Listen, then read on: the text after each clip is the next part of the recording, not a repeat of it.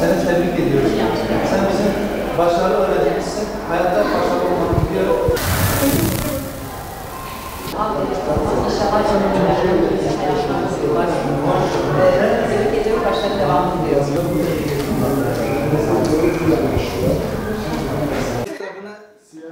Yarışmasında dereceye girmesi için tebrik ediyoruz seni. Bak göreyim mi? Yapmış olduğun siyer yarışmasında göstermiş olduğun başından dolayı tebrik ederim. Rabbim muvaffak etsin inşallah. Teşekkür ederim.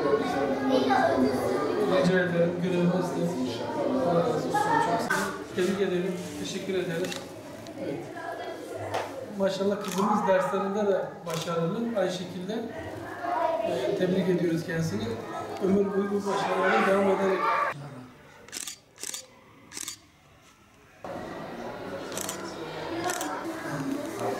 Tebrik ederim.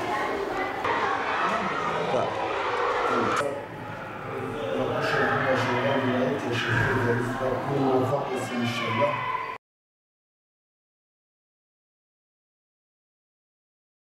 Evet, biz örgün eğitimle birlikte hafızlık projesi yürüten Şehit Fazıl Gürs İmam Hatip Ortaokulu olarak öğrencilerimizin kendini gerçekleştiren, peygamberini ve dinini bilen öğrenciler olarak yetişmesi için gayret gösteriyoruz. Bu anlamda derneklerimizin ve vakıflarımızın bu eğitim yolculuğumuza sunmuş oldukları her türlü katkı için teşekkür ediyoruz.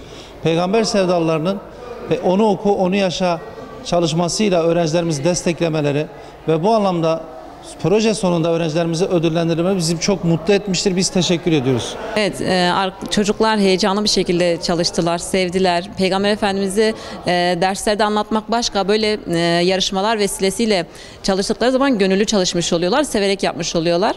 Bizim amacımız, hedefimiz de hep bunları öğrenmeleri ve hayatlarına geçirmeleri. Umarım inşallah bunda başarırlar.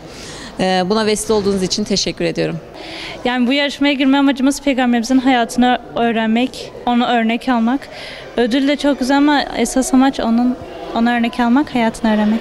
Ben Peygamber Sevdalıları adlı kitabı okudum ve çok güzel kitap, size de okumanızı tavsiye ederim. Bunu bana öğretmenlerim tavsiye etti.